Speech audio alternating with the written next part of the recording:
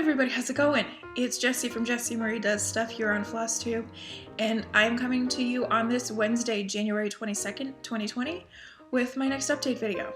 First update of the year, a bit of a struggle getting to this point, if I'm totally honest. But before I get into that, I just want to take a second to welcome any returning viewers. Thank you so much for coming to hang with me again. If you are new, then I hope that you find reason to subscribe and stick around and come back in the future. This is a video primarily about cross-stitch, though occasionally I do throw in some live stuff. I talk about the books that I've read, and I do some knitting. And so sometimes I talk about that. Okay, so let's talk about what the holdup has been, but I'm going to keep it brief because we don't need all this drama. I have tried to film a few times since the start of the new year, and now that we're in the back half of January, it's a little absurd. I've just had issues. I mean, I've had so many issues, and so it's just been a struggle. FlossTube itchy nose, and iMovie failing, and those are the reasons why. So when I first attempted to film this video, it was going to be less than 40 minutes. I was almost sure of it. But the more time that passes, the more stuff I have accumulated to show you guys. So, I mean, I say it all the time. I don't know how long this video is. You guys already know as you sit here and watch it. But I have a lot more to show you. I think I started with 6 whips to show, and now I'm up to at least 8, I think. I had finished 2 books the first time I tried to film, and now I have finished 3, and I'm very close to the finish on a 4th. I didn't have any knitting to show, and today I do. Like, it's bananas. So those are the things that we have to talk about today.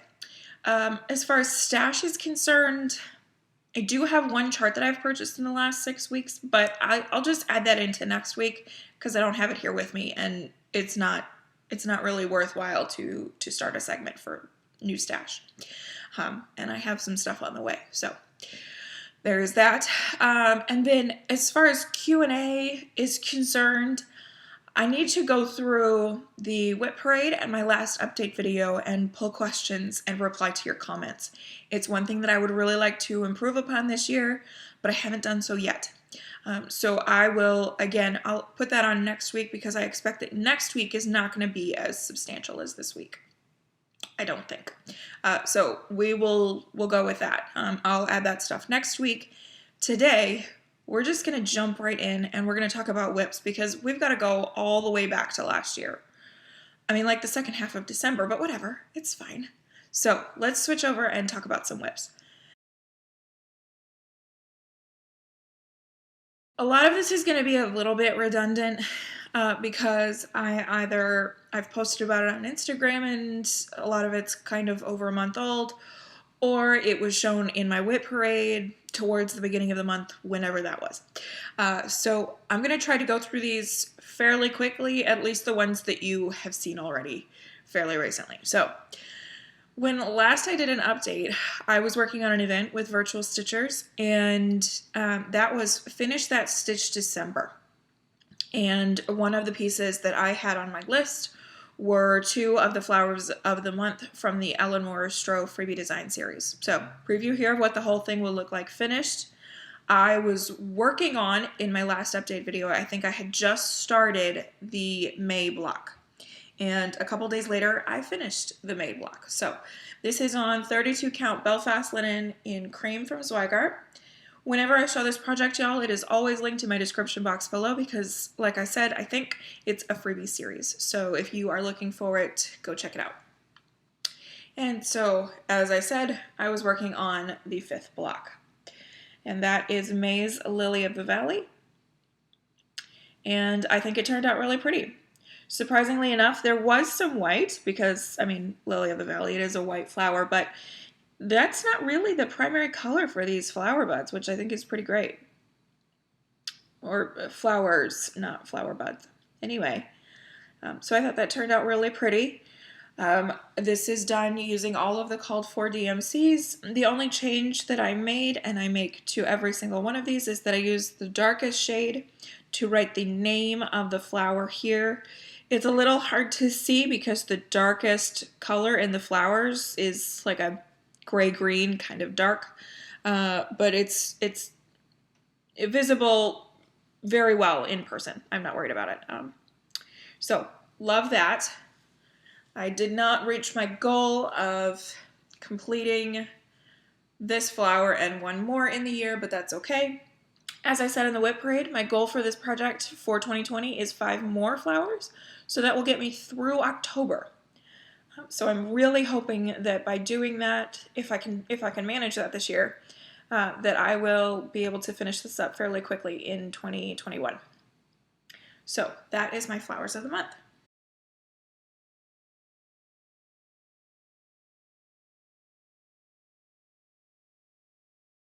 I got that black finish, and at that point I think I was pretty much checked out of the finish that stitched December. There were just a little over a week left of the year, I think, and so I just kind of felt like working on whatever I felt like. At this point, I was either taking penalty stitch options in the various challenges that I participate in, or I just wasn't doing them at all. I was really focused on just sort of mood stitching in the very busy time of year that is leading up to and involving Christmas and then the few days afterwards. So I decided to put down Finish That Stitch December. I think I had done 6 of the 12 or something that I had set, so I felt pretty good about that. The irony is that the project that I decided to go to was also on my Finish That Stitch December, but because I had mentally checked out of the event, I was just working on this for fun, and I wasn't pushing towards a finish because it was just the wrong time for it. But I did kind of feel like some Christmas stitching. So this is Santa Coming to Town by StitchRovia. My little needle minder spun around. And it's just a cute little design. For whatever reason, I am really slow playing this. I started this project during Mania 2017, and like I'm still just over the halfway point. So I'm just slow playing it, I guess. This is on a 32 count Belfast in Ice Crystals from Hand Dyed Fabrics by Stephanie, and you will not have seen this in my whip parade, so this will be fun. And this fabric is a vibrant purpley blue. It's gorgeous, and it kind of makes everything look colder, which I kind of adore. Anyway, so what I worked on was the Is Coming To banner down there. And I worked on it for a couple days. I think Christmas Eve and Christmas Day, if memory serves me. So that was what I did over the course of those couple of days. Wasn't a lot, but it was just trying to stay stitching even during the busy holiday season. This is done all in DMCs. I'm doing it as called for, and I think it's really pretty. So hopefully I can get it finished this year before Christmas, but I'm not hedging my bets. This is not on my list of whips so far this year. It will come out if I get my 5 days in on Beauty and the Beast. But yeah, currently no plans to work on it. So it may last into next year. Who knows?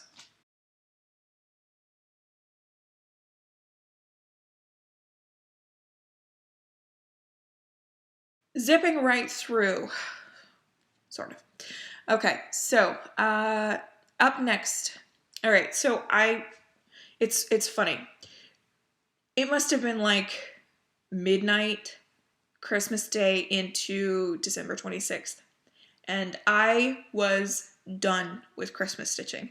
Like I was like, I don't even want to look at Christmas stitching, and it wasn't any particular feeling about it. It was just like, okay, Christmas is over, and so the Christmas stitching ends, I guess.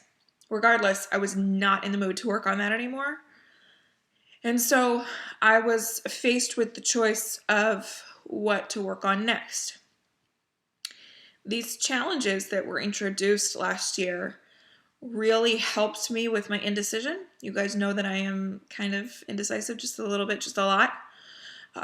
And So because I had basically gone AWOL on all of the challenges, I had to decide for myself, which was kind of complicated. So the first two projects that I had kind of set my eye on were Poison Garden and Leah Gronow 1872. And so I was considering working on those, but I decided against it. I'm kind of glad that I did, because they were the first two projects chosen for WIPCO in January, and so I was already sort of going to be working on those projects here this month, and so I didn't want to spend the last few days of last month working on it. I didn't want to burn out before we even got WIPCO going. So, long story short, I settled on Hope Sampler by Moira Blackburn. And I think it's kind of fitting. I had contemplated Poison Garden because 2018, I finished 2018 with my New Year, New Start, or my first new start of 2018, which was Poison Garden. And so it was kind of fitting that I should choose to work on this, because this was my first new start of 2019, and here I was finishing the year with it. So this is the Hope Sampler by Moira Blackburn, featuring that gorgeous quote from Emily Dickinson. And I am I'm in love with this project. I'm so in love with it. I could not have picked a better first sampler, I guess. So this is on a 32 count Belfast in green apple from XG Design. And I'm doing the DMCs as called for the most part, a couple of exceptions. And so I worked on this from the 26th through the end of the year. And I didn't do a whole lot for those 5 days, but again, it's a busy season, and so I continued to stitch, but it wasn't a ton of progress. But I'm still in love with this. I'm totally in love with it. So what I did for those few days, I did this flower plant here, and if I bring it in close, then you guys can see the flowers. I did the fleur-de-lis and the crowns. I did this flowering plant over here, the same, just in different colors. There's a dog here in that same hard to see shade, I think 613. I started on the moth. I would have finished the moth, but my frame kind of came up to about here, and so I just decided to do the top half of this moth and leave the rest for a little later. I did this bird. I think there are 20 colors, maybe, in this entire design, and at least 18 of them are in this bird. There's a lot of colors in that bird, but I think he turned out really pretty. Really like that. And then I did this flower basket, fruit basket, what have you, over here. So that is where I got to over those few days. I am so thrilled that this made my WIPCO board, because it means that I will get some time on it, kind of hoping to finish it before my birthday. I don't know if that's really going to be feasible, because I've got too many goals. I've got too many things going on to set sort of a deadline like that. But I do love this, and I super enjoy working on it. I mentioned the threads. The one exception to that is the border. And actually this vine here is done in a Gloriana. I just decided to add a special thread to this. It's Gloriana Sumatra, which is beautiful blues and greens. And I think that I may find a thread to do the verse in, or the lines from Emily's poem. I might try to find a special thread to do for that, but I haven't decided what color I want to go for. I think it calls for 938 for that, but we'll see. Anyway, I love this so very much, and look forward to working on it again.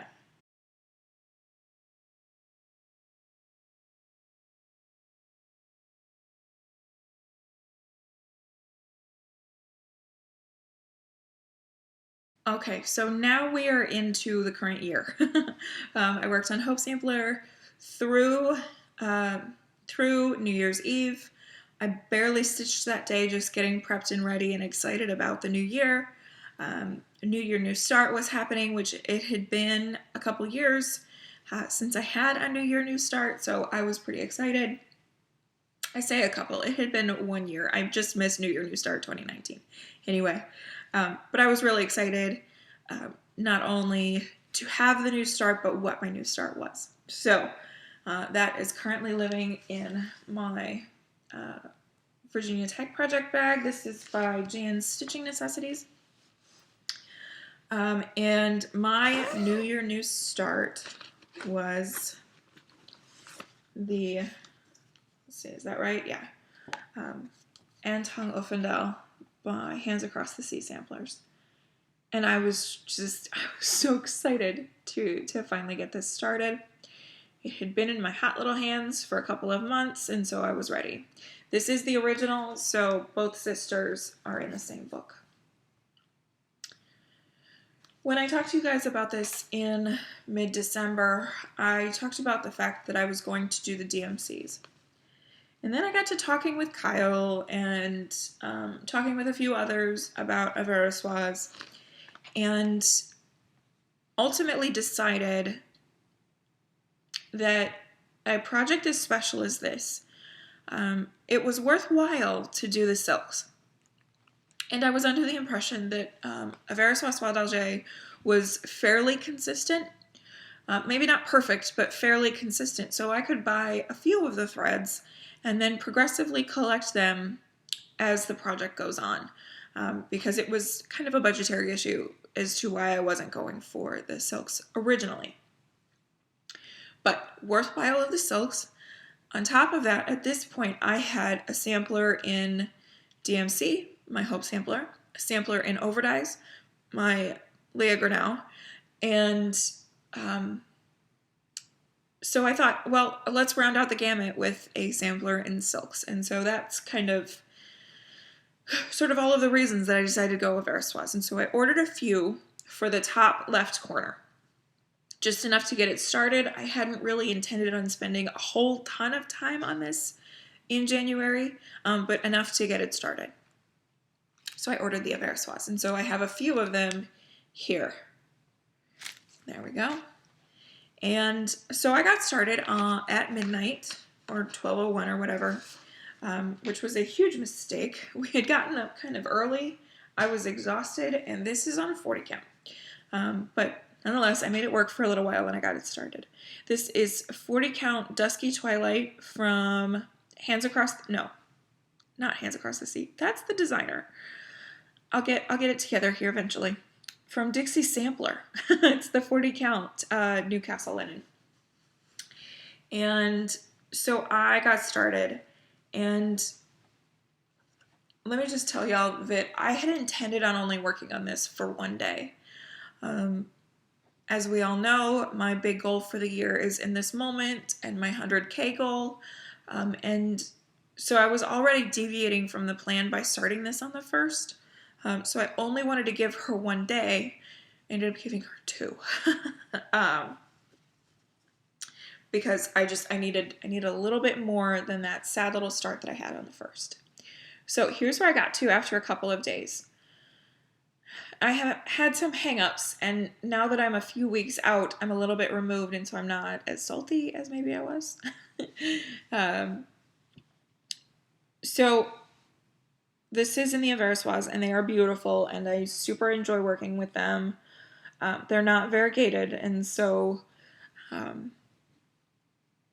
yeah, I'm really enjoying stitching with the Anniversaries. It makes it fairly easy stitching because I don't have to think about where to place variegation. The only complication that I ran into, and I'm not going to harp on this for very long, is that my threads, Anniversaries, they're definitely not infallible.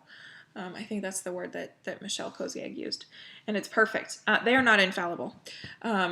And you can't really depend on their colors being consistent for years and years on end, which makes sense, right? Like dye processes change and dyes themselves change, and there's all sorts of environmental factors that go into dyeing. So like, of course, they're not going to be 100% all the time. you get inconsistencies with DMC, and that's kind of the bog standard. So, you know, it was silly of me to assume that a thread from 20 years ago is going to be the exact same here today, or a thread from a year ago even. So long story short, there is a thread that is supposed to go inside these petals. So the petals are rounded out in red. Then there's kind of a Caucasian flesh tone in there. See that there? And then the inside, the actual petal itself is this, I believe it's called dark golden olive, what it amounts to. And my colors were not working. There was very little contrast, and I was kind of stressing out a little bit, if I'm honest. I was like checking over and over again, did I order the right thread? Did I order the right color?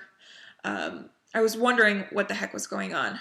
Long story short, my skein of Soie d'Alger 4244 is more gold than olive. And what that means is that it lightens up. Furthermore, Olivia B., much love, girl. Thank you so much for your input on this. She did a thread comparison with hers and her sort of Caucasian skin tone there.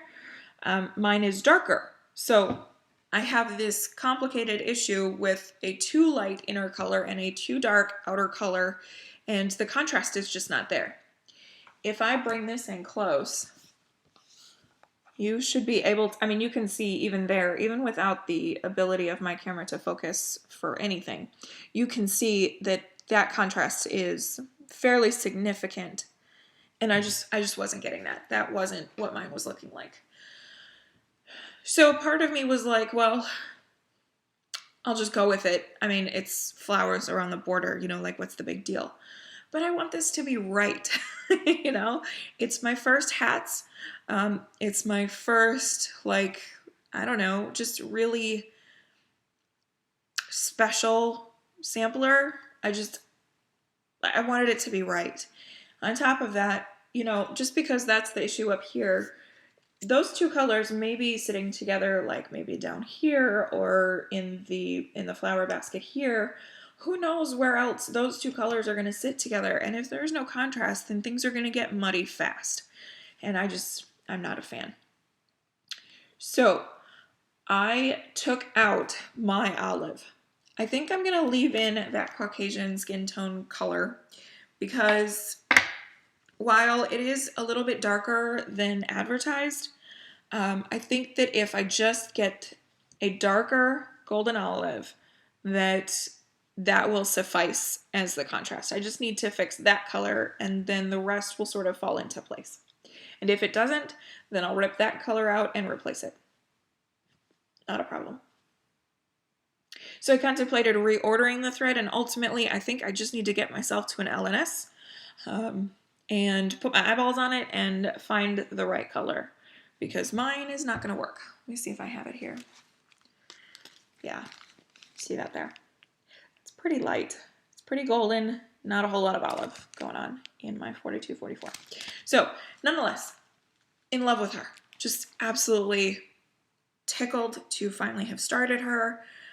And I think it's rather auspicious that my first new start of the year happens to be a sampler. My new starts tend to define what the rest of my year is like. I think that's just kind of interesting. So hopefully it means that I will still be able to accomplish my HAED goals, my Heaven and Earth Designs goals, alongside all of the samplers. But yeah, I was so excited to get this started, and worked on her for a little extra time. As I've said a few times over the last few weeks, in this moment is like my primary focus this year.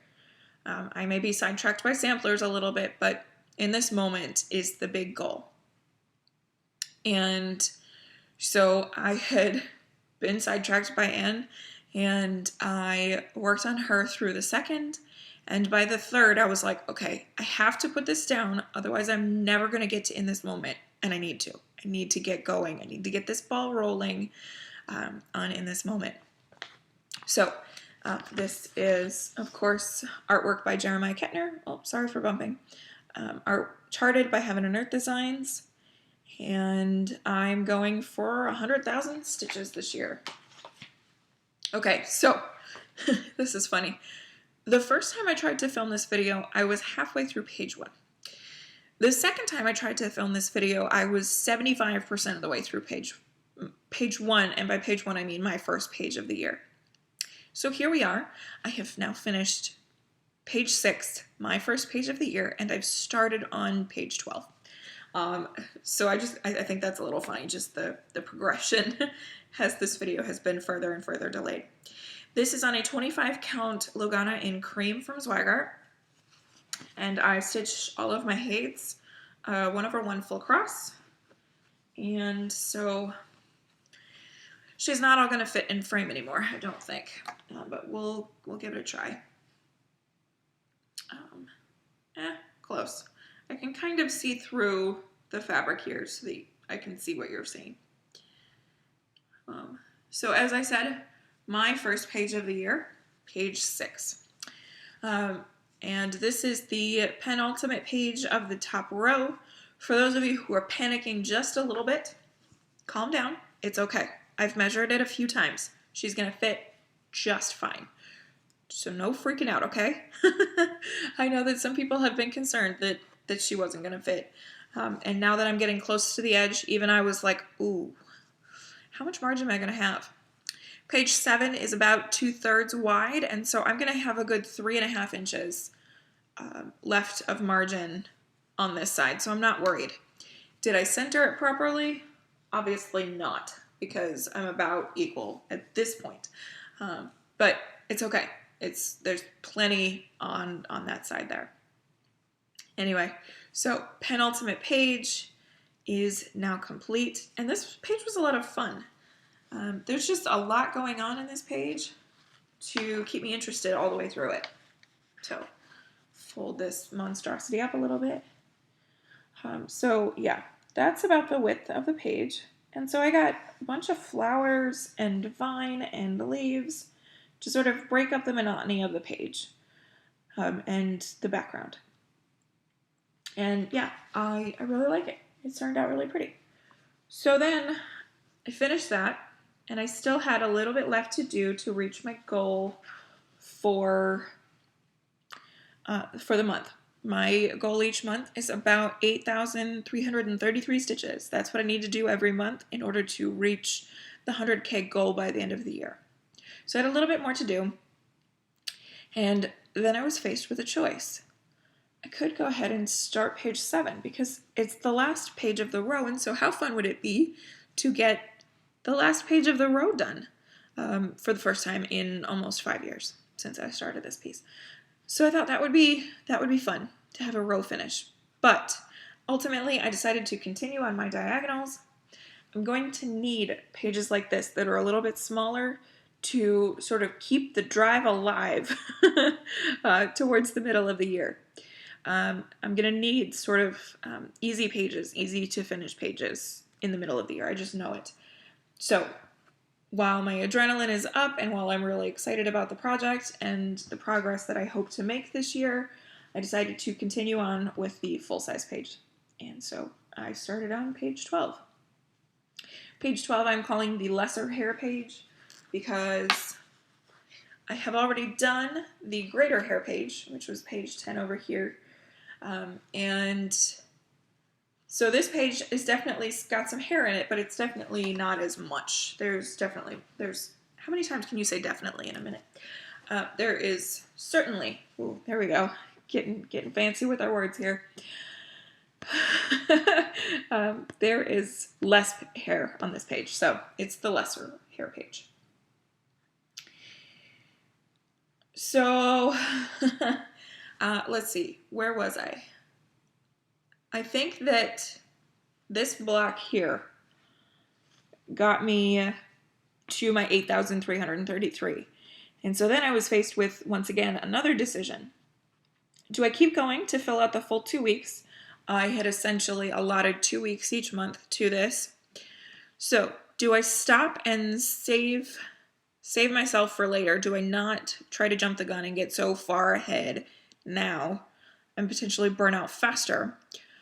Or do I keep going and just fill up those 2 weeks and get as far as however possible? So I posted that to Instagram, and 112% of you said, fill the 2 weeks, get a little bit ahead, which totally makes sense, because if I run into a point later on down the year where I'm sick and I'm not stitching, or I'm not stitching for insert XYZ reason here, then I will appreciate being ahead here in January, because then it means that my goal is not insurmountable. And so that's what I did. I decided to keep going. And so I did the rest of that diagonal and then the next. So I'm about, I think, 400 stitches ahead at this point, which is pretty good. That's pretty awesome. And more on that here in a little bit. So really excited about the progress, and looking forward to getting back to this to hopefully finish up that page. In reaching this point where I am at now, I have now completed 2 of the national parks with the Full Coverage Fanatics group. That's their year-long sort of challenge this year. It's why I'm aiming for this 100,000. Each national park, there are a total of 25 listed, and each one is 4,000 stitches. So I've got 2 parks done, Arches and Acadia. Pretty cool.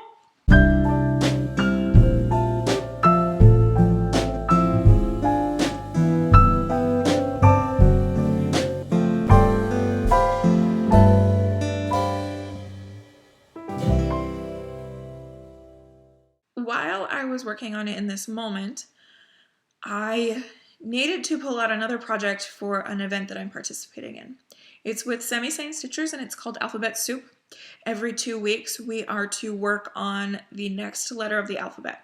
So for the first 2 weeks, A, we had to fit either a design, so the title of it, such as Tong Uffindell, or the name of the designer, Alessandra Adelaide, or the designer behind the design company. I guess Alessandra Adelaide would work again. Anyway, long story short, it had to fit the A. I wasn't really feeling like pulling out a different project every 2 weeks to put in a couple of days on when the primary focus is, you guessed it, in this moment. So I thought that I would find something that I could make work for all 26 letters of the alphabet. And fortunately, they did agree that we could use alphabet samplers. Not a sampler with an alphabet, but an alphabet sampler. So ABCs of Parenting by Lizzie Kate. I know that DesignWorks has a few alphabet sort of things, like one is a crafting ABCs or something to that effect. And so I decided to go with something that I've been really wanting to stitch for a couple of years. This is living in a Love You More Studio Co. bag sleeve. I always want to call it a bag, but it's a sleeve meant for books. But anyway, so love that. And so this is the Halloween sampler by Cottage Garden Samplings, and this was approved for that event. So that's pretty cool because it is an alphabet sampler. So A is for Abracadabra was my first goal. I kitted this up entirely from stash, which is amazing because I got almost all of the called for colors, except for I think I only had 1 skein of Blackbird and I needed 3. But nonetheless, I have those on order now. The only thing that I changed is that it calls for orange marmalade, and that is used for that moon up there. Can you barely see that? There's a star, the yellow portions of the candy corn, I think even the flame, and the end of the broom is called for in that orange marmalade. So I pulled my orange marmalade and mine is orange. It's mostly orange. There might be some tiny paler orange bits that could almost pass as yellow. You guys are seeing more of it than I do in person. But I was not really feeling like fussy cutting little bits of yellow for the moon. So I just added in a thread. and so I added in Ohio Lemon Pie, which is kind of a dusty, kind of a muted harvesty yellow, which I think is fitting. So otherwise it is the called for threads. I am stitching this on a 32 count Belfast linen from Color & Cotton. It is Tombstone. So this was in the Halloween mystery box from 2019. And I got started on this and I worked on it for a couple of days. One of the days was a really slow stitching day, and so I didn't stitch a lot, which is why it took 2 days. But I got A is for Abracadabra done. And I'm a big fan. It's really pretty. My only sort of hang up with it is Blackbird is the color that is used for each of the letters, and Raven is used for the words with the exception of that first letter. And on the preview, their Blackbird has got some really great blue tones to it. Really great. Mine does not. Mine really just doesn't read very blue.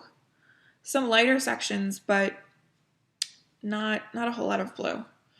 So that's kind of a bummer, but it's not a big deal.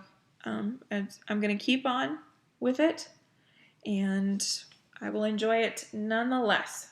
So that is that. And this fabric is beautiful. It's a gorgeous, gorgeous gray. I love me some gray fabrics. Yep. So anyway, there is that. So I got that started. We are now into the second 2 weeks, and so you can expect to see that here fairly soon, so that I can do B is for broom, and there are little bats around it, so I'll do those too. Okay, so finished up my rotation on In This Moment, and I called it quits a little bit early, just a little bit early, and I'll explain that here in a minute. But I was really excited to get to my Whipco projects. And so I decided to go with Poison Garden. This is by Chatelaine. You'll be seeing a preview of the design here. I cannot even express to you guys how much I enjoyed working on this. It had been over a year since I had done any Chatelaine stitching. And Chatelaine is a part of my first trifecta. So this was like problematic. Like it was an issue that I hadn't worked on a Chatelaine in over a year. The last time I worked on anything was December 31st, 2018. So I was ready. This is on a 28 count antique white cashmere linen. Yep, it's plain and boring. And that is intentional. I just want to make sure that those Tila beads fit pretty. So I decided to go with the called for. I have the goal set for this project at 10 days, and I have now given it 5. And that ended a couple of days ago. And here's where I'm up to. Oh my gosh. This is gorgeous. Absolutely gorgeous. I don't even know if I'm going to be able to bring it in close enough so that y'all can appreciate what's going on here. So what I worked on was this dark border here, all of the stuff on the inside of it. So like about the width of my finger there. All of that on the inside of that dark border. And then I went and expanded out to the next round, what I'm calling rounds of gardens, and started working on in between there. There is so much color in this, so much color. This is the only corner that I have complete up to this point. You can see these eyelets here. I don't have those in the other corners. So I'm just gonna bring this corner in close so y'all can see that. There are no less than 4 shades of Petite Treasure Braid, 2 shades of Rainbow Gallery Petite Silk Lame, 3, maybe 4 Glorianas, all packed into this little corner. And I mean from like here. It's not even the full triangle. It's just this in there. So much color. it's so good. So in the 5 days that I worked on this, I did, as far as specialty stitches are concerned, I did some rays. They're diamond eyelets, really. And they are not pulled nearly as much as I think Martina would want me to, but nonetheless. There are some really dense rays in the 4 sort of directional locations, north, south, east, and west. Let's see, eyelets, as I mentioned, and those are done with a petite treasure braid. What else did I do? There's some back stitch, and you may be able to see it a little bit better in the before and afters, but there's some long back stitch sort of over top some of these stitches here. These little dark spots are itty bitty teeny tiny Jessica stitches in a gorgeous purple Gloriana aubergine. Yeah, I'm obsessed. I'm in love with this. So I posted about this on Instagram the other day, and oh, and I guess I've started some rice stitches, but they're a long ways from done. I posted about this on Instagram the other day, that I was basically going to stick with this until I didn't feel like. What I didn't realize was that that was the last day I worked on it. Yeah, I got up the next morning and I was ready to switch. But I got halfway to my year-end goal with this project in January here. And it means that I will be able to pull this out and work on it again at some point this year.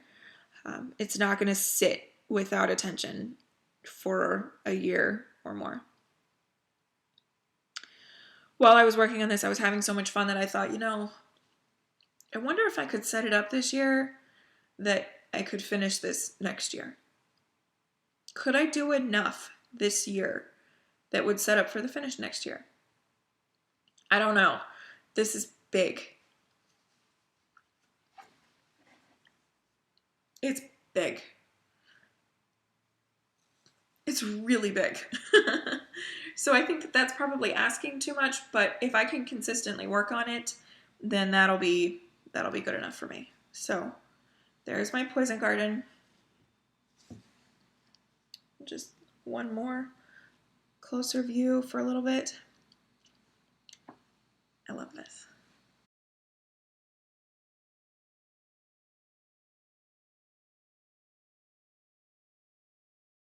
For reasons that I will get to here very shortly, I did decide that yesterday I would start working on my next Whipco project.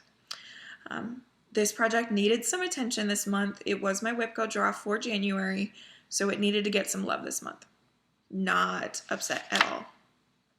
It was hard to put Poison Garden down, but I needed to because of time. So this is Leah Gronow, or Gronow, I'm not sure, 1872. It is by Merwin Farm. And I, at the start of this, had just the green border along the top. That's all I had. So I had to order some threads, and then I had to decide on my alternate for one of the reds. I've been through this. Long story short, I love what I chose. So this is on a 32 count Belfast in vintage Meadow Rue from Lakeside Linens. And so this is where I've gotten to. Not a whole lot of progress since yesterday. If I'm being honest with myself, I didn't stitch a whole lot yesterday at all. But I have gotten, nonetheless, the berries or the flowers there started. Those flowers are 2 color. There's obviously the color that I've got, which is supposed to be Buckeye Scarlet, but I'm doing Geranium from Gentle Arts. And then there's a secondary color in Antique Rose, and I think that these 2 colors are going to play together really well for that purpose. So that's where I got to. Not a whole lot of progress, but I'm hoping to get a little bit more here today and tomorrow. And then after that, we're getting into plans a little bit, so I'll talk about that here in a second. I'm not going to put up before and afters for this. I'll do that after my rotation is complete, and I'll kind of do that consistently throughout the year. Only will I do before and afters once I have finished the rotation. Anyway, so there's that gorgeousness. I love this fabric. In addition to Leah Gronow, I am working on Rose Fairy by John Elliott. I don't have that here to show you because I'm only working on it for 30-minute segments every day.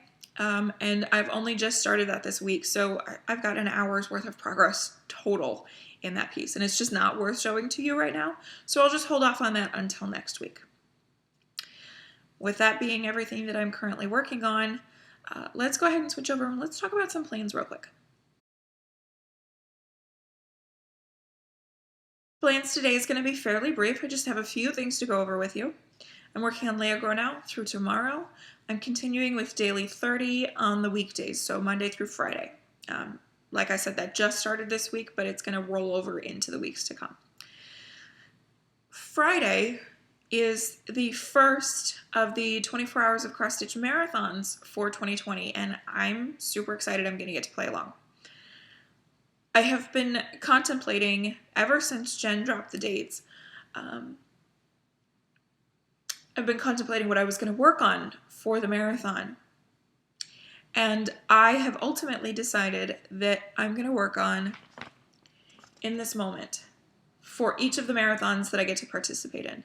The April one, I'm hoping I can do, but it's my birthday weekend, and so we'll see.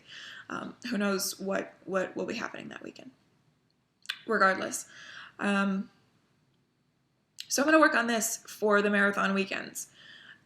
The hope is that I will be settled into a page by the time I reach the marathon weekend, because I always find that the start of a page sort of drags a little bit, and that's really rough for a marathon. But because I am 1,500 stitches into page 12, that's pretty great. I can settle in and try to get some good work on this weekend. So I'm going to try to go for 24 hours total stitching between Friday and Sunday, including Saturday. But really, my goal is 3,000 stitches, 1,000 stitches each of the 3 days. And I think that that is fairly achievable. I think I can manage that. So that's pretty cool. Danny is going to go play some board games on Saturday, Saturday into Saturday night, probably all night. And so I'm just going to stitch, and see what I can get done. So I'm going to be well ahead of my goal on that piece come the end of the weekend, but that's cool by me. So as of tomorrow, I will have 3 days on Leah Gronow, and so I would like to give her additional 2 days. So next Monday and Tuesday, I'm hoping to go back to her. Next Wednesday is the 29th. And with this being a leap year, there's 29 days in every month. And Virtual Stitchers is taking advantage of that. And they're having I think it's like a leap into a new start, something to that effect. The idea is to have a new start on the 29th of each month. I'm not going to have a full-on project new start every 29th. I'm trying to keep the new starts to under 10 if I can manage it, but we'll sort of cross that bridge when we get there. I'm not going to plan on 12 new starts throughout the year. Instead, I'm going to start something where I have a new start block each month. So I'm going to be starting Anniversaries of the Heart, and I'm so excited about it. So this is block 1, and it is Snow Garden. And I'm super excited to get this series started. Now there are a total of 15 blocks once you do all of the bonus blocks. So I'm going to have to find a way to squeeze this in a little bit extra. In addition to that, I seriously doubt that I'm going to be able to get this whole block done between the 29th and the end of each month, especially in February because the 29th is the end of the month. But the hope is that I can get enough done that I'll be able to work on subsequent blocks. So maybe for this month, I will be sure to get this border done, and maybe along the bottom here, so that I can work on the block underneath without having to count too much, as well as the second block. So we'll just kind of wait and see how much I can get done each month to hopefully set me up for my new starts on the 29th. I am using the called for colors, so these are the colors for the January block. Gorgeous muted tones, mostly Gentle Art sampler threads, but a few weak dye works. And I am stitching them all together on a beautiful 40 count linen. This is from Silk Weaver. I picked this up at the New Jersey retreat this past August, and it is called Almond. Actually, I think I had them dye this one, and it's beautiful. It's kind of a pinky toned neutral. You're getting more of the neutral than the pinky bit, but it's a gorgeous, gorgeous fabric. I think that it's dark enough that these pale shades are going to show up really nicely. I'm most concerned about, isn't Shaker White in here? No, but linen is in khaki. I'm most concerned about these colors here, just making sure that they show up. So I think that this fabric is dark enough that they will, but also light enough so that some of the darker blocks won't get lost either. So that's kind of the hope. Anyway, I'm really excited to get this started. So that's going to happen next Wednesday, and I'm going to work on this for probably about 3 days to sink my teeth in. And it will go long ways like this. Before I switch topics here, I just have one quick question. For those of you who stitch samplers, and more specifically, those of you who stitch samplers on 40 count, Anniversaries of the Heart, as well as Tong Uffindell, call for some 1/1 sections. And so I primarily use a size 28 tapestry needle, but I'm wondering if maybe I need to switch to something finer or sharper to be able to do those 1/1 sections on the 40 count. So if you guys have any ideas for me, I would super appreciate hearing them, because I would like to be able to do those 1/1 sections. And ideally, I would like to do them as 1/1 stitches as opposed to a half cross. So if you guys have any ideas, I am all ears. Okay, so that's going to finish up plans. As I said, we're going to do stash next week. So let's go ahead and switch over to our final topic for the day. And it's going to be a mashup of knitting and books. Mostly books. So if you're here for the book talk, settle in. I got a few things. Because books is the bigger part of this, we're going to do knitting first. And really, all I have to show you in knitting is some recent acquisitions. I purchased a skein of yarn recently, and I would just really like to show you guys and shout out this company and this dyer and this person and this human. Big love to A Sea of Stones. So this is by a darling woman by the name of Lizzie, who has been through the ringer the last year, and she recently started up a dyeing company. Now, we are all aware of what is going on and has happened in Australia, what with the bushfires, and the absolute devastation that it has wreaked on the country. My heart goes out to absolutely anybody and everybody affected. Lizzie is probably one of the largest hearted people I have ever encountered. Honest to goodness, like, big love to you if you are watching this. So I donated to the World Wildlife Fund to help the koalas and the kangas. I bought the design from Hands Across the Sea samplers that benefited the fire brigades in Australia. Lizzie put together a set of one-of-a-kind yarns, and the proceeds went to the Indigenous peoples, to a fund that was helping them, to a fund that was helping displaced Indigenous populations in Australia.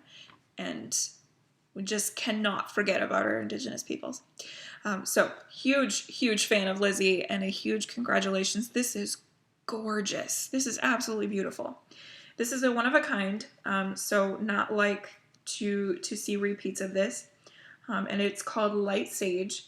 It's a 2-ply sock weight, and it is 80% superwash merino, 20% nylon. I'm going to need this around my neck. It's getting a little bit blown out. Let me see if I can set it back here. It's a soft, it's just a beautiful green.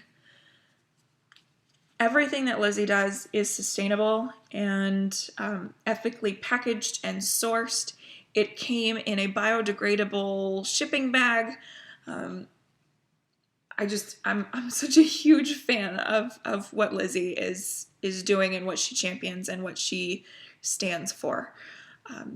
Yeah, just all the world to you. I'm going to stop gushing here. Anyway, I'm a huge fan of this. This is going to have to go on something that goes around my neck because I want to share it with the world. Thank you, Lizzie. Okay, let's go ahead and talk about some books. Reading, I want to make a bigger deal this year. I want reading to feature more prominently. 6, 7, 8 years ago, I was reading upwards of 75 to 100 books a year. Last year, I patted myself on the back for reading 25. And I would just like to continue trending upward in that direction. Let that be my starting point. So here we are on the 22nd. I have finished 3 books, very close to finishing a 4th, and another in progress. So let's get this ball rolling. January's usually tend to be big reading months for me, and then I sort of peter out a little bit, but we are going to, we're going to give it our best shot. So I have 3 books to tell you about that I have finished in the last few weeks. Okay, so the first book I read this year actually turned out to be a reread. Basically, it wasn't how I intended things to go, but I set my TBR in front of Danny and I said, pick one. Tell me which one I should read first. And this is what he picked. So I started the year off with a reread. It's okay, get it out of the way. I'm not intending on rereading so much this year. Last year, because we were reading Harry Potter, that was 7 of the 25 books were rereads for me. So I'm not trying to repeat that here in 2020. Anyway, so my first book of the year was Throne of Glass by Sarah J. Maas. This is very popular, very well known, and about 8 years old now.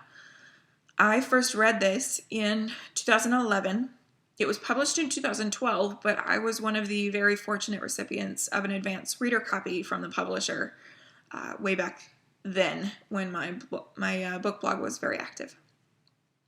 This is a young adult fantasy, and it is a really great sort of door opening to fantasy novels. It's a really great sort of gateway, shall we say, into that genre.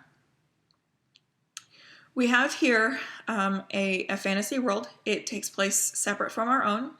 Magic is, it's there, but it has been outlawed in this world. We have our main character, Celaena Sardathian.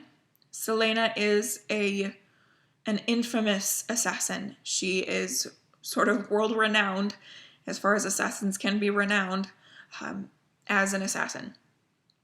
The irony to that is that while everybody knows of her, they don't know how old she is, and they don't know even if she's female, or if, they just don't know.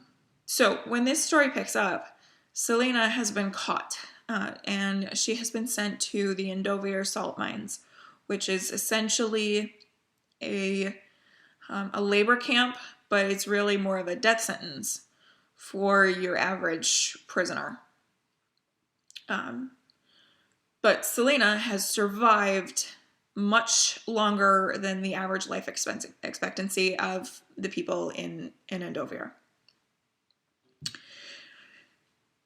So what sort of sets this all in motion is the king is looking for a champion to do his bidding. He's on sort of a rampage. He's trying to take over the entire world. He wants to set down a very big footprint. And he needs a champion, or sort of sneaky, athletic, very deadly kind of assassin, so to speak, to be his champion. But he's decided to make a game of it, and so he tells his son, the prince, heir to the throne. He tells his council members, Go out and find somebody. Find anybody, be they criminals or soldiers in the military or what have you. Let's have a game. Let's have a competition in which these people fight to be my champion. I want them to fight for it because if they are criminals, then I'll offer them their freedom, kind of a thing. So Dorian, the crown prince, goes to Endovier and tracks down Selena. And so Selena becomes one of the competitors in this champion race or competition, what have you. And then the competitors start dying of rather gruesome circumstances and not at all sort of a part of the competition. And so Selena is equal parts competing. She also kind of has some history with hating the king. I mean, he sent her to Endovier. She is competing and she's got love interests going on. It's classic young adult fantasy. There's even a love triangle. And she's also trying to sleuth out what the heck is going on and why these competitors all around her are dying. And what they're dying of, because it's really gruesome and not really anything that any person could do. So when I first read this, it was a huge eye-opening experience. I loved it. I probably rate it 55 out of 5 stars. I loved every minute of it. I think at the time it was rather groundbreaking because young adult fantasy was very small. It was a very small subgenre. Back then, everybody was all about the dystopian science fiction, Hunger Games, Divergent, you name it. Name any of the big blockbusters that came out of that era. And fantasy, true fantasy, was very fringe and not as prevalent. It has since exploded, and there are a ton of young adult fantasy authors. And even more fantasy authors now. At least those are the books that are being published nowadays. So at the time, I think this was fairly, not groundbreaking, but it was certainly ahead of its time. And now that I am 8 years older, and I've read 8 years worth of books, and I've gotten very far into fantasy, and it's kind of my favorite genre to read from, I have problems with this. I think by the end of it all, I rated it 3.5 out of 5 stars, leaning more towards 3. Not necessarily with the plot. The plot is interesting and engaging, and it keeps you flipping the pages, and you want to solve the mystery right along Selena, and you want to see how this competition is going to shake out, and even the love interest, love triangle thing, which is cringeworthy, but nonetheless, you want to see what goes on with that. You sort of pick a team, which is one of the hangups I have. Anyway, so you've got all of this going on. I just had some issues with the characters. I have an issue with Prince Dorian, who Selena seems to have a really good head on her shoulders, but he is a blatant and obvious womanizer. And she's like, he's so handsome. Girl, please. And, we all fall for this, but I don't know. She could eat him alive, and she's, like, fainting, practically. It's a little absurd. Most of my issues, if I'm honest, lie in the incongruencies with Selena's character. On one hand, she is a badass. She's an assassin. She's known by the entire world as an assassin, and she's been most effective. She is a little dark, a little twisty. She's got a past that she doesn't want to talk about. So we have this Selena on one hand. And on the other hand, we have the Selena who just wants to go to the party because everybody's going to the party. And she's been in this salt mine as a slave being kept alive, but only just to endure this suffering. And she comes into contact with the prince for the very first time, and she's so panicking about the dirt that's under her fingernails. She's been working in a slave mine for, what, a year or so? Attempted to end her life. And she's worried about the dirt under her fingernails. It's just, it didn't line up. It did not line up. She's this assassin, badass, and squeamish. What? What?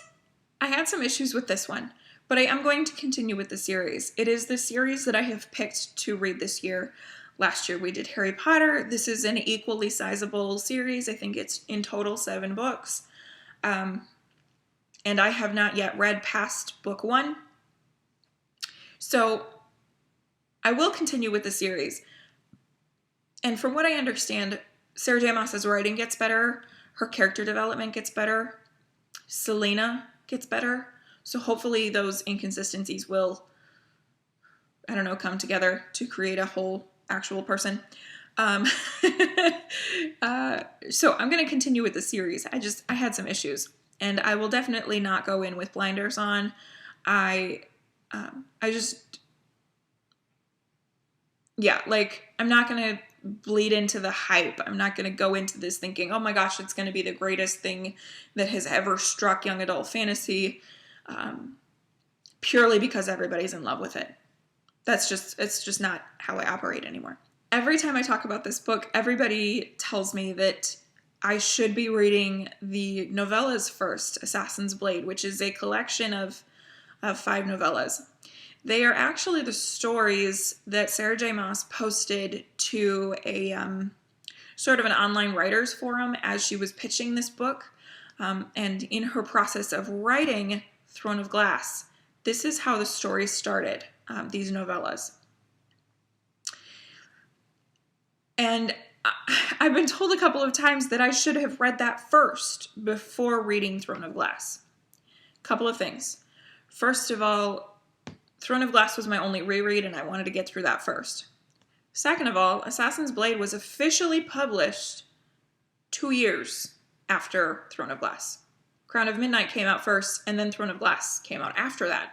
So if I was following this in publication order, Assassin's Blade technically comes a little bit later. So I have every intentions of reading Assassin's Blade. I haven't missed it. I haven't forgotten it. I have it. It's in my library in there somewhere. So I have absolutely every intention of reading it, but I'm kind of reading in publication order. So I'm going to read Crown of Midnight next, and then I'll read Assassin's Blade probably in March. That's kind of how I'm going to go about this. Because that's publication order. Sort of like Star Wars. You could start with episode 1, but why would you? You start with episode 4. Anyway, so that is Throne of Glass. Okay, 15 minutes on one book, that's probably silly. 2 more that I have finished. The second book that I read is something that's probably going to stay on my top list of books for the year through the end of the year. Maybe even tops all time. I really appreciated this book. It's hard-hitting, and I really enjoyed it. So that book is An American Marriage by Tayari Jones. Okay, so I read this book for a couple of reasons. First of all, I wanted to. And I say that snarkily, but because reading last year was very heavily dictated by what Magical Stitches told me to read, this sat on my shelves unread, and this was on the list of things that I definitely wanted to get to as soon as possible, and so I was sure that it made the list for this year. The other reason I read it is that I'm doing the Pop Sugar 2020 challenge, and one of the challenges was to read a book that won an award in 2019. And An American Marriage won 2 awards in 2019. One of them was the Women's Prize for Fiction in the UK, and apparently in this sort of collection of awards. I'm having a hard time coming up with a word for that, but there's only like one prize for women, which is appalling, but whatever. And this won that. And then it also won the NAACP award for fiction, I believe contemporary fiction, in 2019. So definitely an award winner. I was so excited to get to this and see what all the fuss was about. So what we have here is kind of a study in relationships. We have a couple by the names of Roy and Celestial. They are newly married. They've been married for a year when the events of this book take place. So they are sort of grappling with this, having just recently tied their life to somebody else, when both are relatively independent people when they get started, when the book gets started rather. But nonetheless, they've been married for a year. Their marriage is not perfect by any stretch, so it's like an accurate portrayal of marriage, because what marriage is perfect? They have their issues and their stumbling blocks, but they're learning to do life together when this book starts out. They go on a trip to visit his parents. He's from small town Louisiana. They live in Atlanta, Georgia, but they decided to take this trip to go visit his family. And while they are there, long story short, Roy is wrongfully accused of sexual assault or rape of a woman that he comes into contact with. Wrongfully accused, charged, sentenced to 12 years in prison. This is a Black couple, and so a large part of it sort of studies the justice system, or the injustice system, as far as being Black in America. And so that's an important aspect of this story. Another important aspect is that the entire cast of this novel is Black, and so excited. There's no token white person or anything like that. It's just a Black, being Black in America focused story. And I don't know, I appreciate that. I just appreciate it. We don't need white people in everything. Anyway, so this is a huge thing. It's a huge blow to their relationship. And so the first half of the book is sort of a series of letters between Roy and Celestial, and sort of the de-evolution of their relationship, because they had only been married a year. And what kind of a relationship survives an event of this magnitude? Celestial she's just getting her career on track, and so she wants to very much to stay in this relationship and to be this tough woman who endures it and stays with her husband and stays on the right path and whatnot. But like, can't help but feel for the girl. Like, how hard would that be? Brand new relationship, effectively brand new relationship, and now he's in jail. It would be hard. So you almost relate to what she's going through. You can certainly sympathize with her struggles with this. And then you also get his perspective of it. Like, dude, I didn't do this, and I'm sitting here in jail.